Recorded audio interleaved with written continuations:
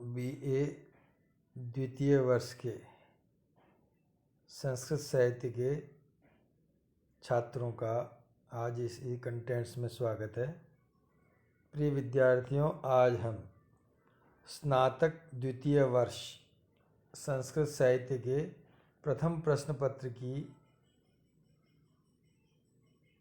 महत्वपूर्ण पुस्तक वैदिक सूक्तावली के क्षेत्रपति सूक्त के 1 से 3 मंत्रों का अध्ययन करेंगे। क्षेत्रपति सूक्त ऋग्वेद के चतुर्थ मंडल का 57वां सूक्त है। यह कृषि कर्म से संबंधित सूक्त है, क्योंकि इसमें क्षेत्रपति देवता का स्तवन किया गया।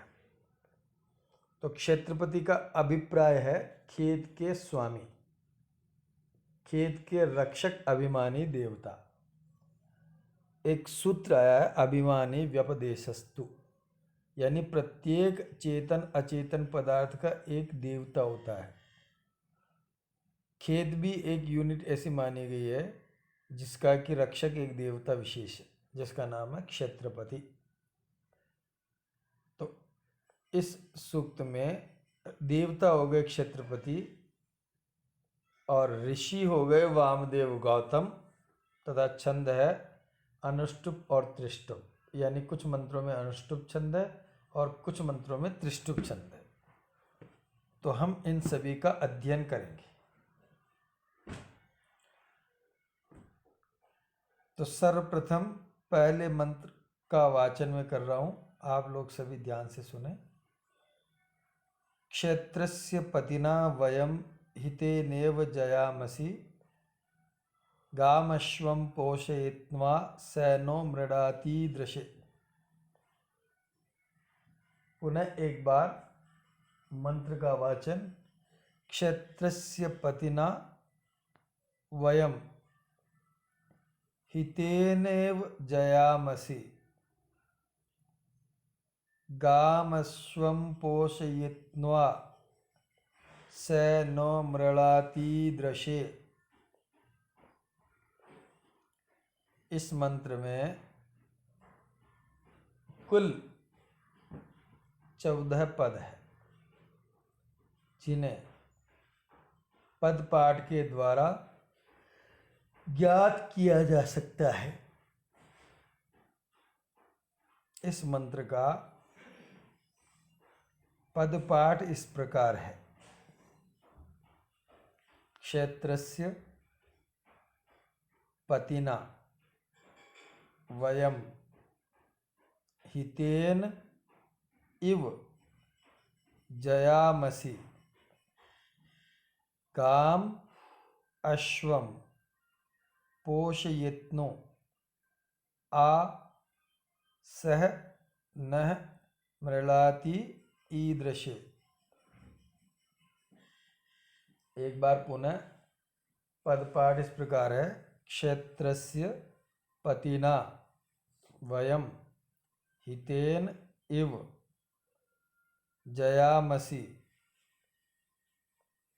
गाम अश्वम पोषयित्नो आ सह नः मृडाति ईदृशे।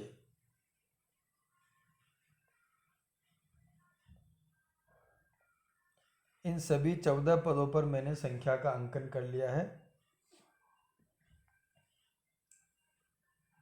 इसी क्रम में पदों को जोड़ने पर अन्वय की प्राप्ति होती है। तो छात्र संख्या क्रम के अनुसार पदों को संयोजित करें और अन्वय की प्राप्ति करें। इस मंत्र का अन्वय इस प्रकार है। हितेन इव वयम क्षेत्रस्य पतिना जयामसि,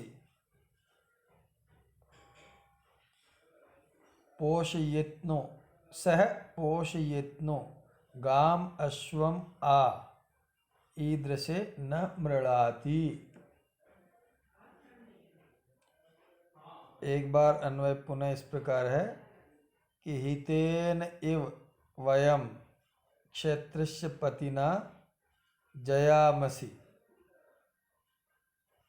सह पोषयित्नु गाम अश्वम आ ईदृशे नह मृणाति।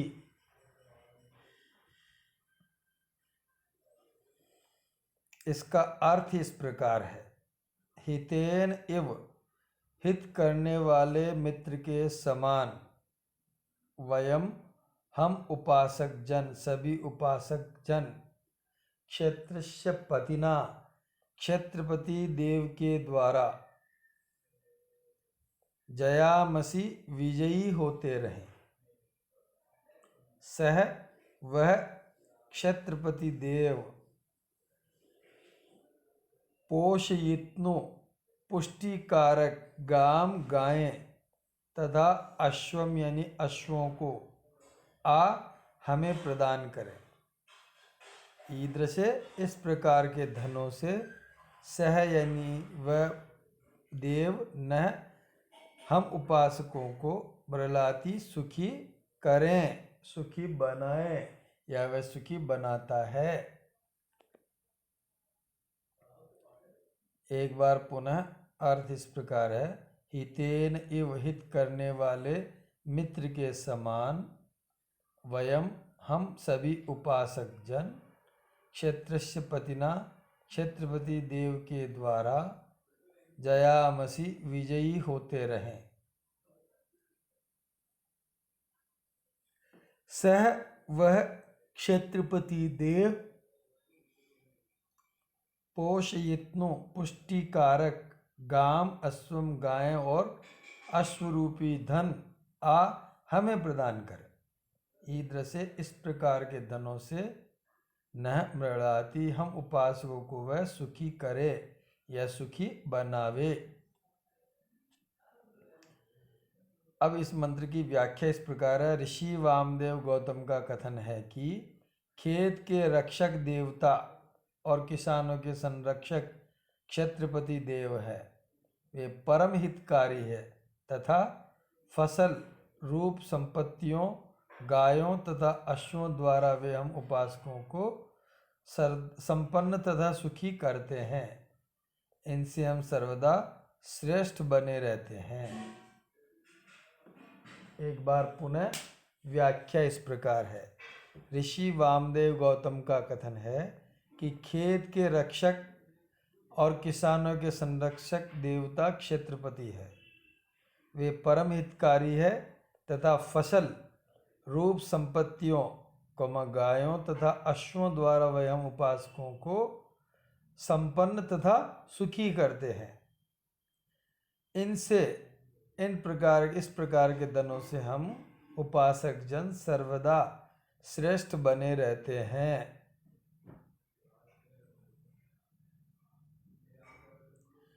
अब टिप्पणियां इस प्रकार है। हितेन धा धातु धारण करना प्लस कृतय प्रत्यय।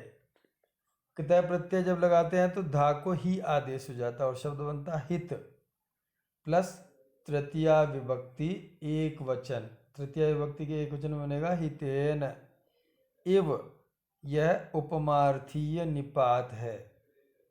क्षेत्रस्य पतिना, क्षेत्रपति कौन है? ये वस्तुतः कृषि से संबंधित देवता है, खेतों के रक्षक देवता है। कुछ विद्वान इन्हें वास्तुशास्त्र का देवता भी मानते हैं। जयामसी जी धातु जीतना प्लस लोट लकार उत्तम पुरुष बहुवचन। पोषयित्नु पुष धातु पोषण करना प्लस अणिच प्रत्यय और इतनुच प्रत्यय, इससे शब्द बन जाएगा पोषयित्नु। और आ, यह उपसर्ग क्रियापद के अर्थ को व्यक्त करता है, यानी आ उपसर्ग से प्रदान करे यह अर्थ ज्ञात होता है। मृडाति मृड धातु सुखी बनाना प्लस लट लकार प्रथम पुरुष एक वचन। छंद इस मंत्र में अनुष्टुप छंद है।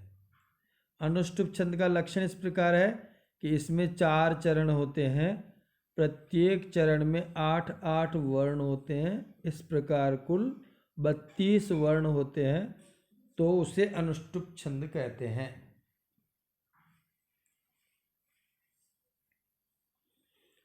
अब दूसरा मंत्र, क्षेत्रस्य पते मधुमंत मूर्मिं धेनुरुपयो अस्मासु दुक्ष्व मधुश्च्युतं धृतमिव सुपूतं ऋतस्य न पतयः मृडयन्तु। एक बार पुनः, क्षेत्रस्य पते मधुमंत मूर्मिं धेनुरुपयो अस्मासु दुक्ष्व मधुश्च्युतं धृतमिव सुपूतं ऋतस्य नः प्रतयो मृळयन्तु। इस मंत्र में कुल 17 पद है, जिनको पद पाठ या संधि विच्छेद के द्वारा ज्ञात किया जा सकता है। तो सर्वप्रथम इस मंत्र का पद पाठ इस प्रकार होगा। क्षेत्रस्य पते मधुमंतम ऊर्मिं धेनुः इव पयः अस्मासु दुक्ष्व मधुश्च्युतं धृतम् इव सुपूतं ऋतस्य नः पतयः मृडयन्तु। एक बार पुनः, पद पाठ इस प्रकार है। क्षेत्रस्य पते मधुमंतम ऊर्मिं धेनुः इव पयः अस्मासु दुक्ष्व मधुश्च्युतं धृतम् इव सुपूतं ऋतस्य नः पतयः मृडयन्तु। इन सभी पदों पर मैंने संख्या का अंकन किया है। उसी क्रम में पदों को जोड़ने पर अन्वय की प्राप्ति होती है। अतः छात्र अन्वय का अभ्यास करें। इस मंत्र का अर्थ इस प्रकार होगा, क्षेत्रस्य पते, हे क्षेत्रपति देवता, धेनु पय इव, जिस प्रकार गाय उत्तम दुग्ध को देती है, उसी प्रकार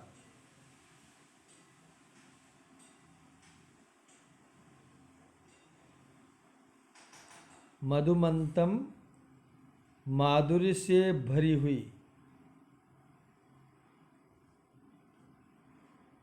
उसी प्रकार सुपूतम अच्छी तरह पवित्र किए, घृतम इव घी के समान, मधुमंतम माधुर्य से की वर्षा करने वाली, ऋतस्य ऊर्मिम यानी जलधारा को, अस्मासु हम उपासकों में, दुक्ष्व यानी प्रवाहित कीजिए। ऋतस्य पतय, और हे जल के स्वामी देवताओं, नः मृडयन्तु, आप हमें सुख प्रदान करो।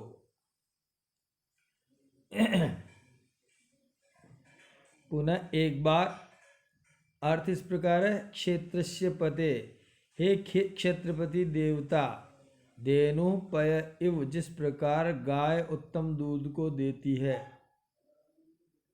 उसी प्रकार सुपूतम धृतम इव, अच्छी तरह पवित्र किए गए घी के समान, मधुमंतम यानी माधुर्यता से भरी हुई, मधुश्च्युतम माधुर्य की वर्षा करने वाली ऊर्मिम जलधारा को अस्मासु दुक्ष्व हम उपासकों में प्रवाहित करो। और ऋतस्य पतय, हे ऋत के यानी जल के स्वामी देवताओं, नह मृणयन्तु हमें सुख प्रदान करो।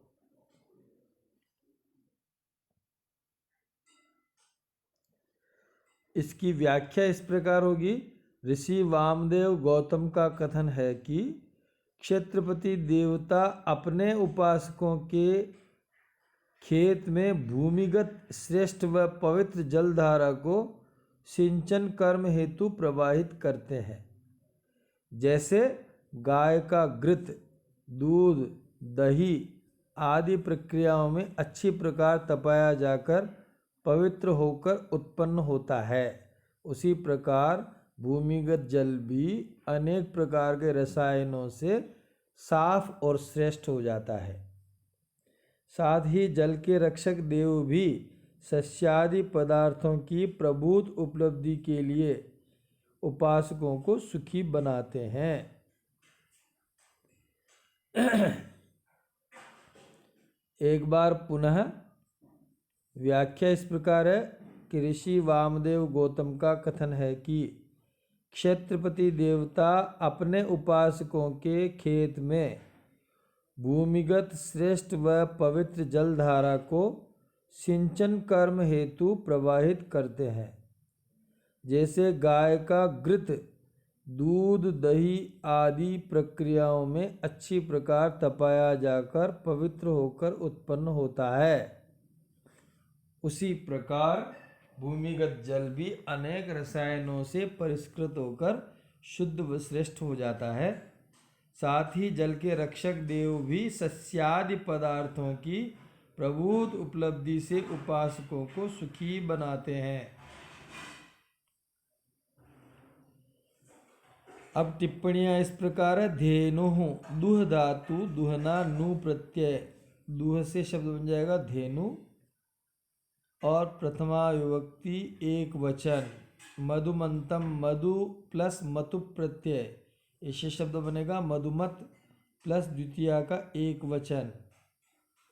इव यह उपमार्थीय निपात है। सुपूतम सु उपसर्ग पुण्य धातु पवित्र करना प्लस कतय प्रत्यय, इससे शब्द बन जाएगा सुपोत प्लस द्वितीया का एक वचन। धृतम गृह धातु बहना प्लस कतय प्रत्यय प्लस द्वितीया का एक वचन। मधुश्च्युतम मधुम श्चोतयति इति, दुक्ष्व दुह धातु दुहना प्लस लट लकार मध्यम पुरुष एक वचन, लोट लकार मध्यम पुरुष एक वचन, दुक्ष्व। ऋतस्य ऋत पद के अनेक अर्थ हैं, जैसे यज्ञ, सत्य, जल आदि। इस प्रकार ऋत मूल शब्द से षष्ठी विभक्ति एक वचन में बनेगा ऋतस्य। पतयः पतय में पा धातु रक्षा करना, कतिन प्रत्यय, इससे शब्द बनेगा पति प्लस प्रथमा का बहुवचन, इसमें बनेगा पतयः, पति ही पति पतयः। मृडयन्तु मृड धातु सुख देना प्लस ऋणिच प्रत्यय प्लस लोट लकार प्रथम पुरुष बहुवचन। इसमें छंद है त्रिष्टुप। इसका लक्षण हम पहले पढ़ चुके हैं कि इस छंद में 4 चरण होते हैं, प्रत्येक चरण में 11-11 वर्ण होते हैं। इस प्रकार कुल 44 वर्ण होते हैं।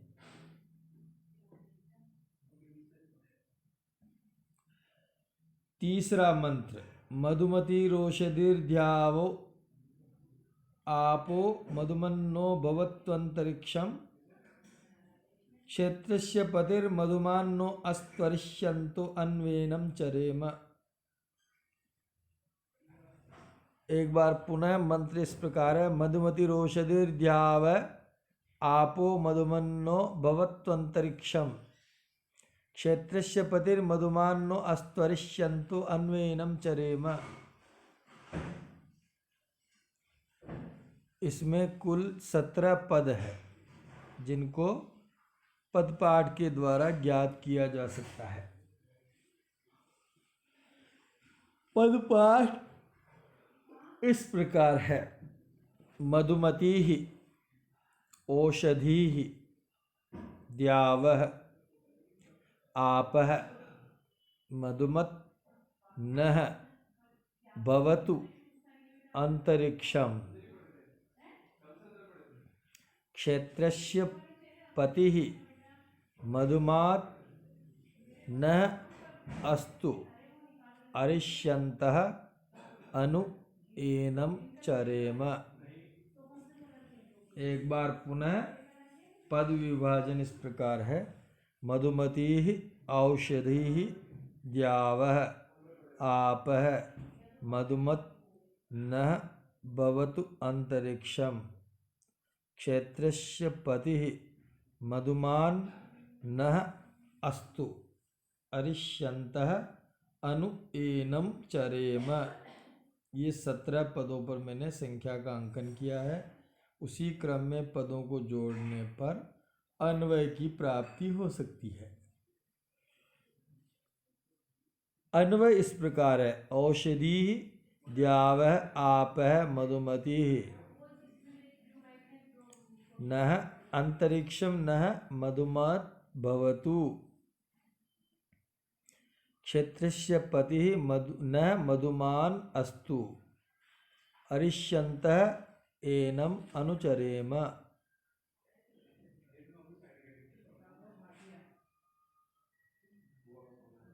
एक बार पुनः। औषधि द्यावः आपः मधुमती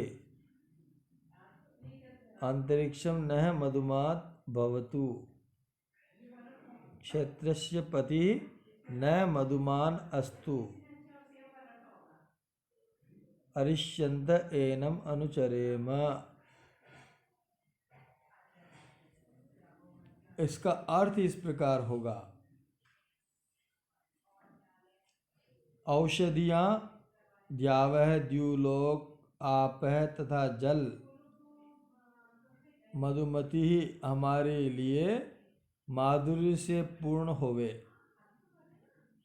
अंतरिक्षम अंतरिक्ष लोक न मधुमत भवतु हमारे लिए मधु यानी जल से परिपूर्ण होवे, क्योंकि जल कहाँ रहता है?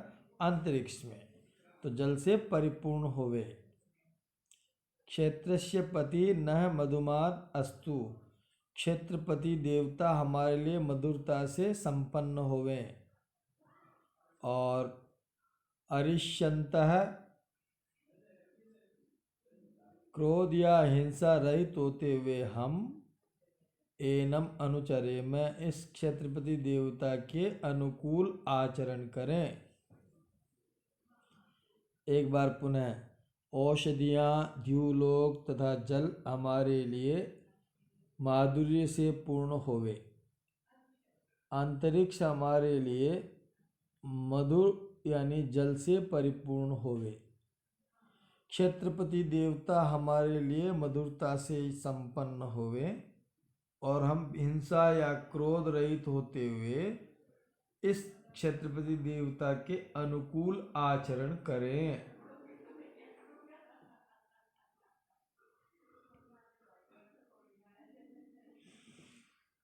अब इसमें व्याख्या इस प्रकार होगी। ऋषि वामदेव का कथन है कि क्षेत्र से संबंधित सभी तत्व औषधियाँ, द्युलोक, अंतरिक्ष लोक, जल आदि उपासकों के लिए माधुर्य युक्त होवे। क्षेत्रपति देव हमारे अनुकूल होवे, जिससे सस्योत्पादन कार्य श्रेष्ठतम रूप में संपन्न हो सके।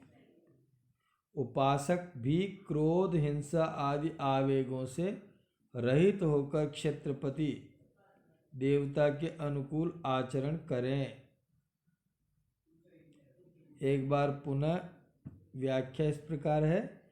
ऋषि वामदेव का कथन है कि क्षेत्र से संबंधित सभी तत्व, औषधियाँ, द्युलोक, अंतरिक्ष लोक, जल आदि उपासकों के लिए माधुर्य से युक्त होवे। क्षेत्रपति देव हमारे अनुकूल होए, जिससे शस्योत्पादन कार्य श्रेष्ठतम रूप में संपन्न हो सके। उपासक भी क्रोध, हिंसा आदि आवेगों से रहित होकर क्षेत्रपति देवता के अनुकूल आचरण करें। अब टिप्पणियाँ इस प्रकार है। औषधि ओषम विदधाति इति औषधि। ओस को जो धारण करती है, ओस किसको कहते हैं? यानी रात्रि काल में चंद्रमा की किरणों से जल की बूंदें पत्तों आदि पर जम जाती है, उसको ओस कहते हैं। उसको ये वृक्ष या पौधे पी जाते हैं, इसलिए इनका नाम हो जाता औषधि। आप है आपस प्लस प्रथमा बहुवचन। न में अस्मद मूल शब्द है प्लस चतुर्थी बहुवचन। मधुमती, मधुदन, मतुप, धन, गी प्रत्यय, इससे शब्द बनेगा मधुमती। भवतु, भू धातु, लोट लकार प्रथम पुरुष एक वचन। मधुमान, मधुमत प्लस प्रथमा विभक्ति एक वचन पुल्लिंग। एनम में एतत् शब्द है, द्वितीया का एक वचन है। अरिष्यंत, ऋष धातु हिंसा करना, क्षत्रिय प्रत्यय। ऋष्यत शब्द बनेगा और न ऋष्यत इति अरिष्यंत प्रथमा विभक्ति बहुवचन। अनुचरे में अनु उपसर्ग चर धातु विधिलिंग लकार उत्तम पुरुष बहुवचन। इसमें छंद है त्रिष्टुप। अब छात्रों के लिए गृह कार्य इस प्रकार है। अनुष्टुप छंद का लक्षण लिखिए, पहला प्रश्न। दूसरा प्रश्न है क्षेत्रपति देव उपासकों को किस प्रकार सुखी करते हैं। नंबर 3 प्रश्न, क्षेत्रपति देव किस प्रकार की जलधारा को खेत की ओर प्रवाहित करते हैं। नंबर 4, निम्न पदों की व्याकरण लिखिए। इन पदों की व्याकरण आज मैंने व्याख्यान में बताई, तो आप सावधानी से इनको लिखें। जयामसी, पोषयित्नु, मधुमंतम, ऋतस्य, मृडयन्तु, मधुमान, एनम। 5वां प्रश्न है मंत्र संख्या 1 की सप्रसंग व्याख्या कीजिए। 6ठा प्रश्न है मंत्र संख्या 2 की ससंदर्भ व्याख्या कीजिए।